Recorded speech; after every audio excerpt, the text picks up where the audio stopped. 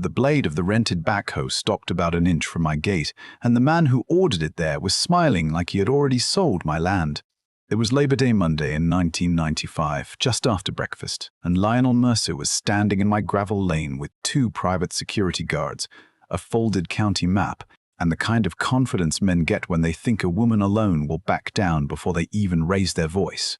He told me to step aside before his crew removed the gate to my family farm, and for one long second I could not hear the creak behind the house, or the old wind chimes on the porch, or even the radio playing Patsy Cline in my kitchen. All I could hear was my late husband Tom saying, "The night before he died, Ruth, whatever happens, do not let anybody make you feel small on your own land." I was 49 years old that summer, old enough to know that trouble rarely arrives looking like trouble. Sometimes it shows up in a clean-pressed shirt, driving a new Lincoln Town car, carrying paperwork with official-looking seals stamped in blue ink. Sometimes it calls you Mom while it tries to steal something your father built with his own hands. My place sat just outside Briar Hollow, Pennsylvania, where the hills rolled down into thick woods and old dairy farms had been slowly disappearing for years.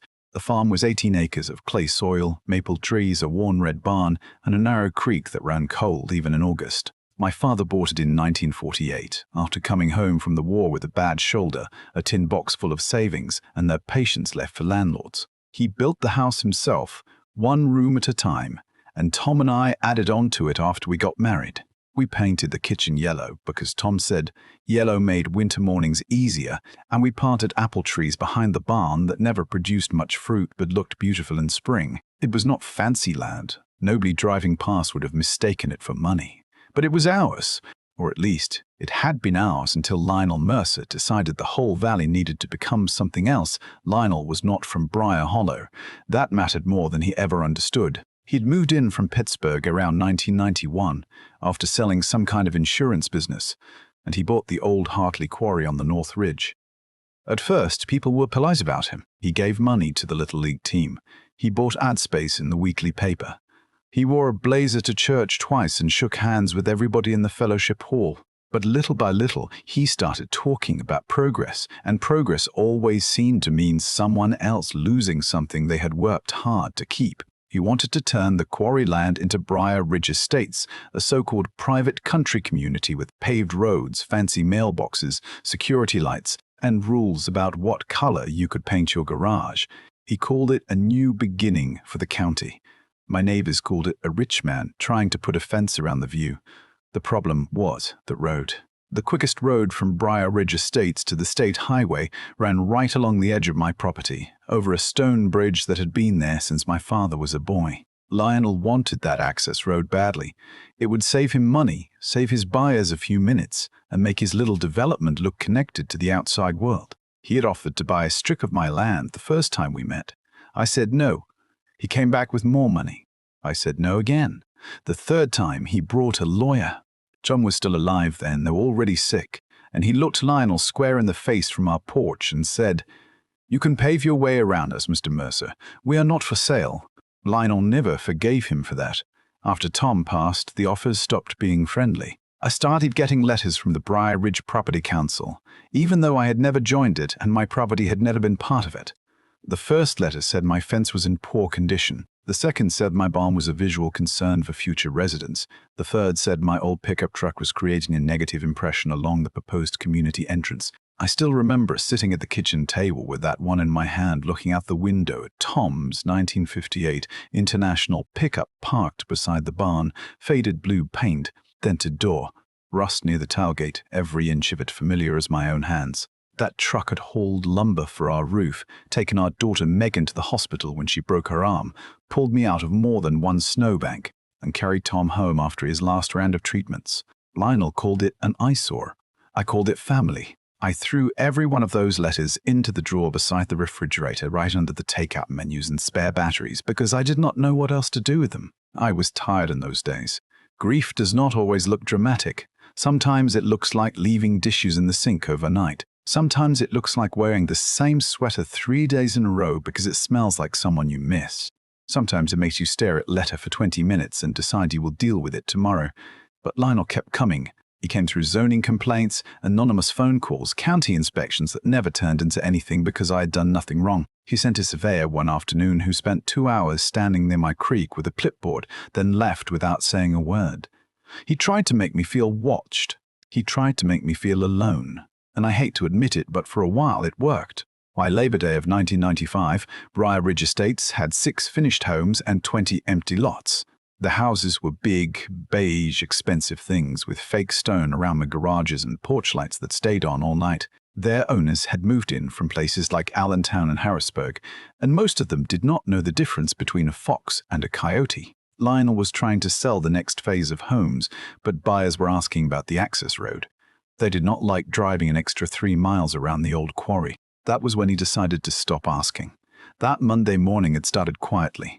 I had bacon in the skillet, coffee in my favorite green mug, and the radio low on the counter. Megan was supposed to come by later with my grandson, but I had not heard from her yet.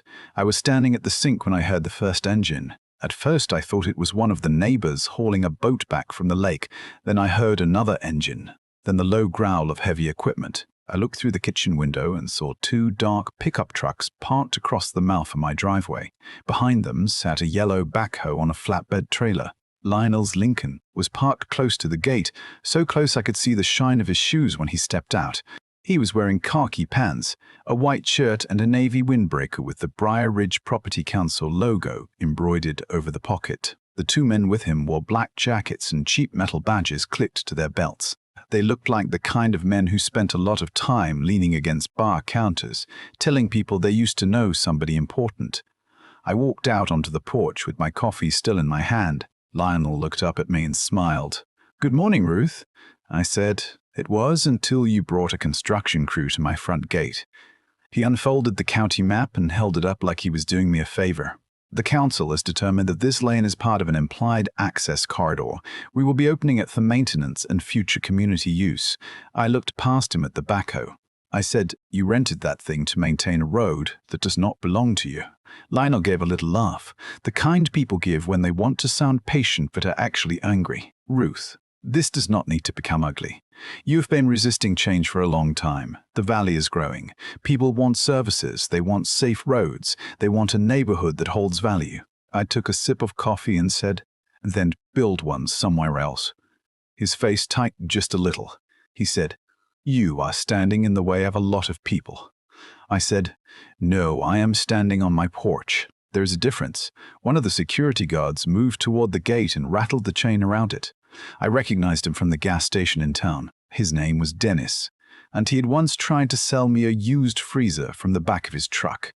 The other one was younger, maybe 30, with a mustache that looked painted on. Lionel nodded toward them and said, "These gentlemen are here to make sure the process goes smoothly." I said, "Smoothly for who?" Lionel took one step closer. His voice softened, and that made it worse. He said, "Ruth, I know this place carries memories. I know Tom loved it, but memories do not pay taxes and they do not stop development. You could take the money, move somewhere smaller, be near Megan and the boy. This does not have to be difficult." That was the moment I understood he had done his homework. He knew about my daughter. He knew about Tom. He knew I lived alone. He had taken every private hurt I had and arranged it into an argument for why I should give up. My hands started shaking, but not from fear. I set my coffee on the porch rail so he would not see. Then I told him, "You should not talk about my husband like you knew him." Lionel's smile disappeared. He said, "I am trying to be reasonable." I said, "No, you were trying to be polite while you threatened me. There is a difference."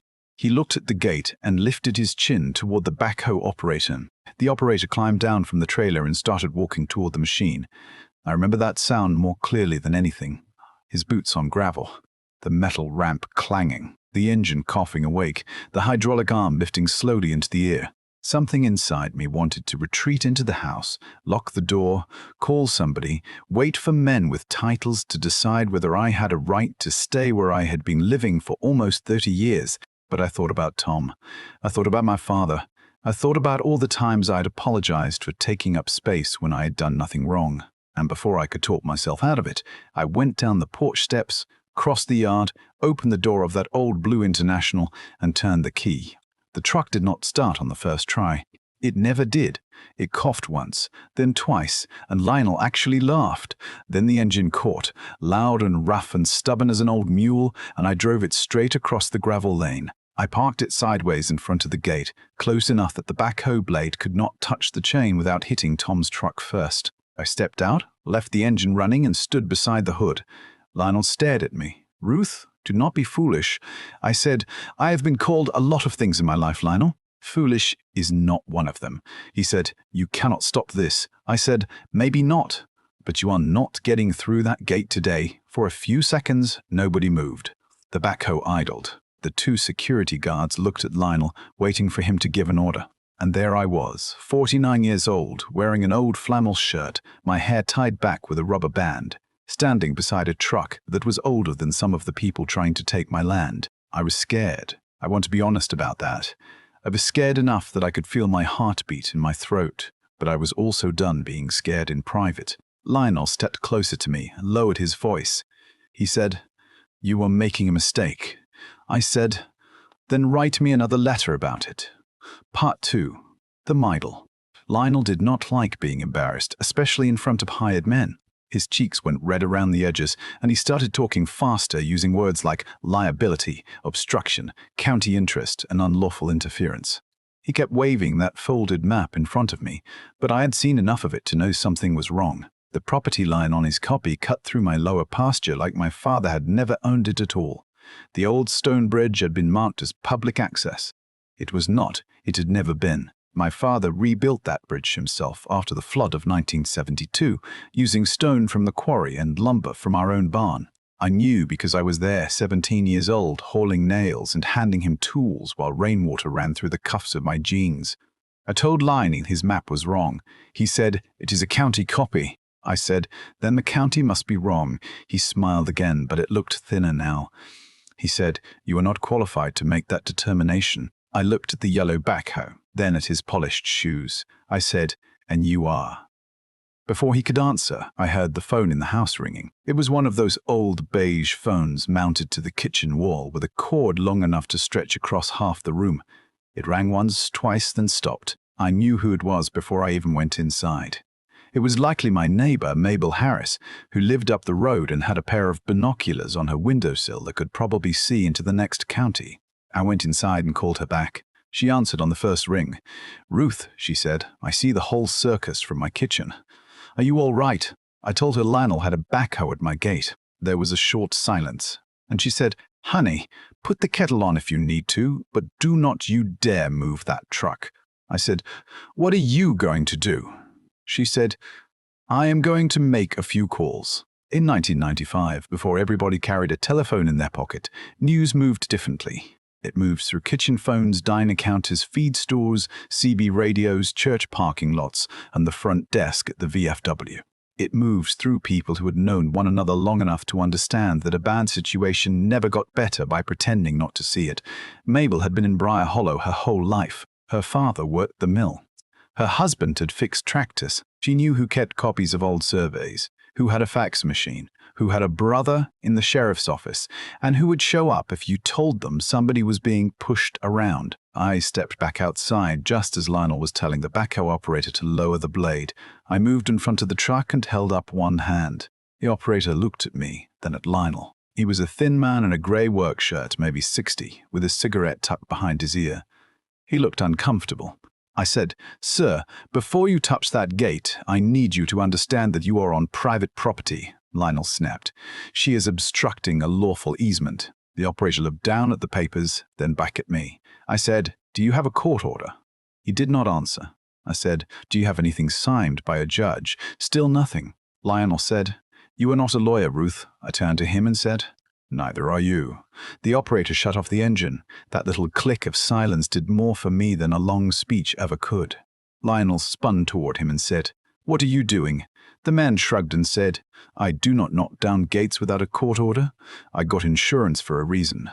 Lionel cursed under his breath. One of the security guards shifted his feet and looked over his shoulder toward the road.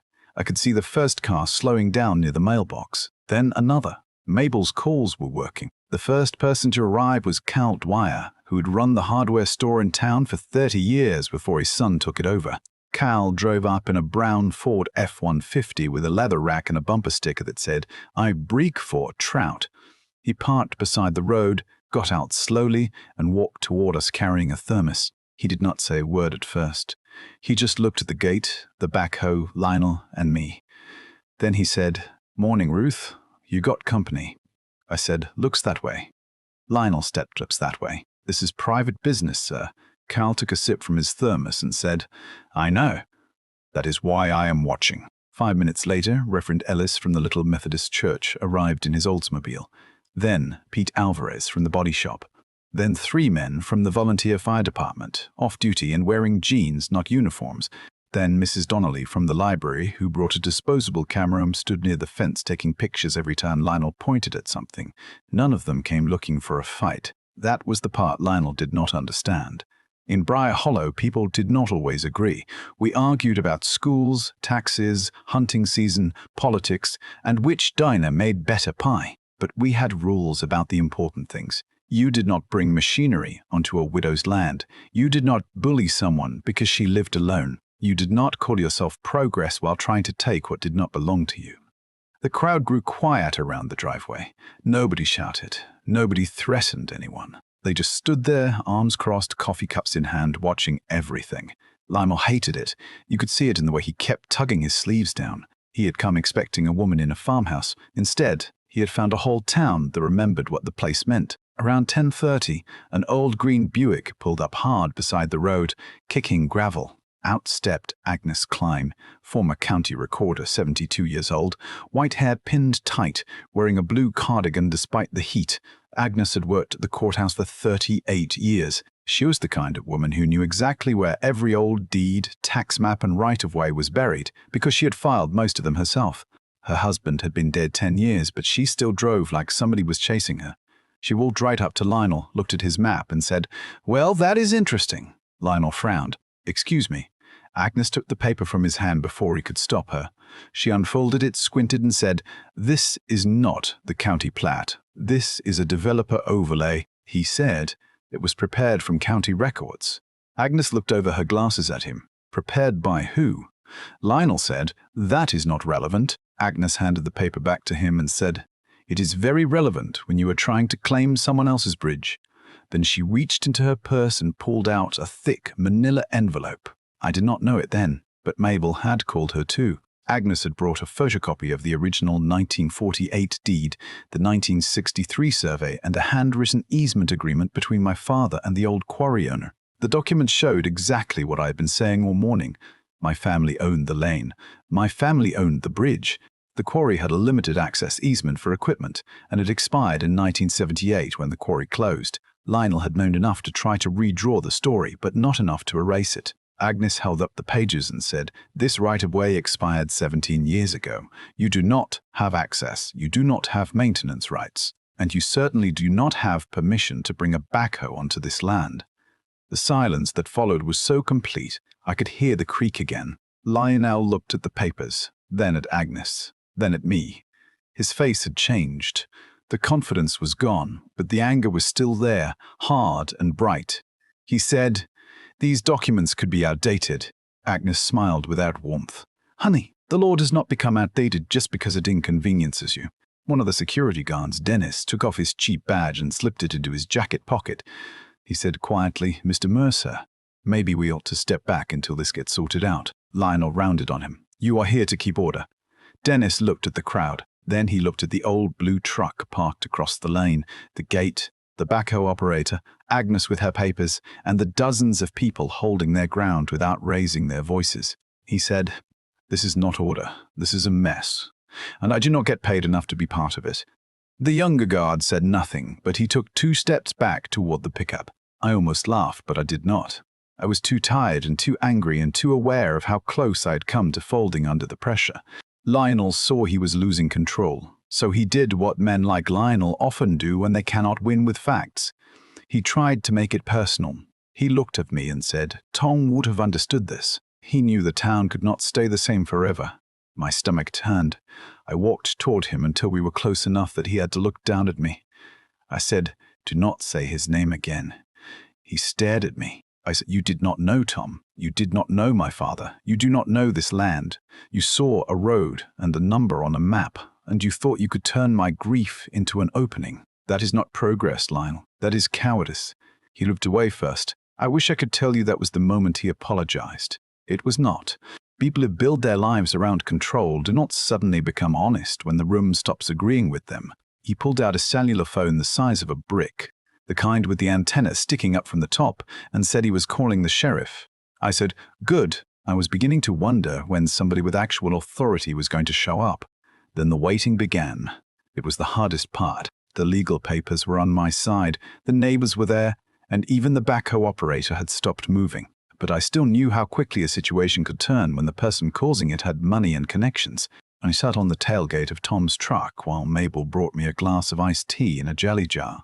She sat beside me without saying anything for a while. Finally, she said, "You know, when Charlie and I bought our place in 1964, everybody told us we were crazy. No sewer, no streetlights, no supermarket for 12 miles. We said good. That was the point." I laughed a little. Mabel looked toward Lionel and said, "Some people see a quiet road and think it is empty. They do not understand it is full of history." I looked at the barn, at the old porch, at the apple trees dropping fruit into the grass. I had spent 2 years after Tom died, wondering whether staying there made me stubborn. I wondered if I was keeping the place because I could not let go or because I did not know who I was without it. But sitting there with people gathered around my gate, I understood something I had missed. The farm was not a museum. It was not a graveyard for memories. It was a piece of my life that was still alive. It was my work, my home, my past, and the part of my future that belonged to me. Around 11:15, Sheriff Dan Holloway came up the road in his cruiser, dust trailing behind him. Dan had been sheriff for as long as I could remember. He had gray hair, a tired face, and the habit of speaking slowly, like he did not believe any problem got smarter because people shouted at it. He parked near the mailbox, stepped out, and took in the whole scene. The backhoe, the trucks, the crowd. Lionel standing beside his Lincoln with his jaw clenched, me beside the Blue International. Dan looked at me first and said, "Ruth, you all right?" I said, "I will be." Then he looked at Lionel. Lionel began talking immediately. "Sheriff, this is an access issue. The property council has legal grounds to improve the lane. Miss Calder is obstructing a community right-of-way." Dan held up one hand. Then he turned to Agnes. Agnes handed him the deed copies and the old easement. He read them quietly. Nobody moved. Nobody breathed too loudly. I remember a crow calling somewhere in the trees, and the sound seemed almost rude in the silence. Finally, Dan folded the papers and handed them back to Agnes. He looked at Lionel and said, "Mr. Mercer, this easement expired in 1978. You have no authority to enter this property, remove that gate, block this lane, or direct any construction here." Lionel said, "That cannot be right." Dan said, "It is right enough for today." Lionel started to argue, but Dan cut him off. "You can take this to civil court if you think you have a claim. You cannot bring security men and heavy equipment onto someone else's land because you do not like their answer." Then Dan looked at the 2 guards. He said, "Gentlemen, you have 2 choices. You can get back in those trucks and leave peacefully, or I can start writing down names for a trespassing report." Dennis did not wait. He walked straight to the pickup, got in, and shut the door. The younger one followed him so fast he nearly tripped over the gravel. The backhoe operator started loading his machine without being told. Lionel stood there for another minute, maybe trying to decide whether he could still recover some piece of dignity. Then he looked at me and said, "This is not over." I believed him. That was the worst part. I did not doubt him for 1 second. I said, "No, Lionel, it is not over, but it is over for today." He got into his Lincoln and drove away slowly, because he knew everyone was watching. Nobody clapped until he turned the corner. Then Pete from the body shop let out one sharp whistle, and the whole road came alive. People laughed. Someone patted my shoulder. Reverend Ellis said a prayer so brief and practical it sounded almost like a weather report. Mabel hugged me so hard she spilled iced tea down the front of my shirt. The sheriff stayed a few minutes longer and made notes for the report. Before he left, he looked at the old blue truck and said, "Tom would have liked that move." I smiled and said, "He probably would have told me I parked crooked." Dan laughed. Then he drove away, and for the first time all morning, the road was quiet. Part 3. The end. You might think that was the end of the story, but it was not. It was the end of the morning, and those are different things. By sunset, half of Briar Hollow had heard what happened. In 1995, news did not travel by social media. It traveled by the diner, by the post office, by the grocery store checkout line, by people calling their sisters after dinner and saying, "You are not going to believe what Lionel Mercer tried to do today." Mrs. Donnelly developed her disposable camera pictures at the drugstore that afternoon, and by Wednesday, the Briar Hollow Gazette had a photograph on the front page. There I was, standing by Tom's old truck in my flannel shirt, one hand on my hip, Lionel in the background beside his shiny car, and the yellow backhoe sitting behind him like a witness that had turned against him. The headline was not fancy. It said, "Developrinen disputi halts at Calder Farm," but everyone knew what it meant. Lionel had been caught trying to force something through before anyone could stop him. The next week I got a letter from the Briar Ridge Property Council. It was typed on thick cream paper with the little green logo at the top. The letter said I owed $3,200 for road obstruction, delayed equipment costs, and damage to future community planning. I read it twice because sometimes nonsense is so bold you have to admire the effort. Then I put the letter in a cheap black frame and hung it on the wall beside the kitchen clock. Every morning when I poured my coffee, I could look at it and remember that paper does not become power just because somebody puts an official-looking seal on it. But Lionel did not stop there. He wrote letters to the county commissioners. He claimed my farm was holding back jobs. He said the old bridge was unsafe and needed to be replaced for public benefit. He hinted that my property taxes should be reviewed. He did everything he could without stepping onto my land again. The difference was I was no longer alone. Agnes helped me organize every deed, survey, and tax record into labeled folders. Cal at the hardware store found the original nails my father used when he rebuilt the bridge and gave me a box for free, just because he said the old gate deserved better hinges. Mabel started a phone tree, though she would never have called it that. She just called people until they showed up. The town began attending county meetings. People who had never spoken in public before stood at the microphone and told the commissioners that Briar Hollow did not need another gated development pretending it owned the valley. Some of them liked the idea of new houses. Some of them did not. But they all agreed that nobody should be pushed off their land by a private council with a made-up map. In October, Lionel tried one last time. He came to the county meeting with an architect, a stack of glossy brochures, and a presentation board showing families smiling beside artificial ponds and trimmed lawns. He talked about economic opportunity. He talked about infrastructure. He talked about modernizing the community. Then it was my turn. I had not planned a speech. I was not good at speeches. My hands were shaking when I walked to the microphone. But I looked out of the room and saw Mabel in the front row, Cal beside her, Agnes with her purse on her lap, Megan holding my grandson near the back wall. I saw people who had stood at my gate that day, and I remembered that I was not there to impress anybody. I was there to tell the truth, so I said, "My name is Ruth Calder. I live on the farm my father bought after he came home from the war. Mr. Mercer says this is about progress, but progress that starts by lying about property lines is not progress. Progress that needs to scare a widow on a Monday morning is not progress. Progress that treats people like obstacles instead of neighbors is not progress. It is just greed wearing a nicer jacket." I did not know what would happen after that. I thought maybe people would clap. Instead, the room went quiet. Then an older man in the back stood up and said, "She is right." After that, someone else spoke. Then someone else. By the end of the night, the commissioners voted to suspend consideration of Lionel's road proposal until a full review could be conducted. He did not lose his development. He did not go to jail. Life is not always that neat. But he lost the road through my farm, and he lost the illusion that nobody in Briar Hollow would stand up to him. A few months later, he changed the plans for Briar Ridge Estates. The road went around the quarry, exactly the way it should have from the beginning. It cost him money. I will not pretend I felt bad about that. The following spring, my grandson helped me repaint the gate. He was 7 then, all elbows and freckles, and he kept getting blue paint on his shoes. I told him to be careful. He looked up at me and asked, "Grandma, why did that man want our road so bad?" I thought about all the reasons. Money, ego, convenience, the need some people have to win, even when winning costs them their decency. Then I told him because he thought it was easier to take something than to build his own way around it. He nodded like that made sense, then dipped his brush into the paint and said, "Well, he was wrong." "Yes," I said, "he was." It has been a long time since that Labor Day morning, but I still remember the sound of the backhoe stopping, the smell of diesel in the gravel lane, the way my hands shook when I started Tom's old truck. I remember thinking I was standing there by myself and then seeing my neighbors appear one by one. I learned something that day.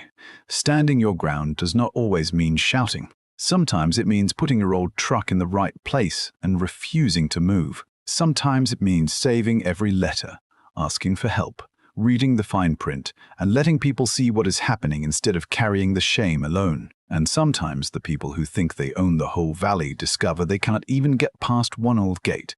So tell me what you think. Was Lionel just a businessman trying to build something new, or was he a bully who thought money gave him the right to rewrite somebody else's life? And more importantly, if you were standing where I stood that morning with a backhoe at your gate and a man telling you to move aside, would you have stood your ground?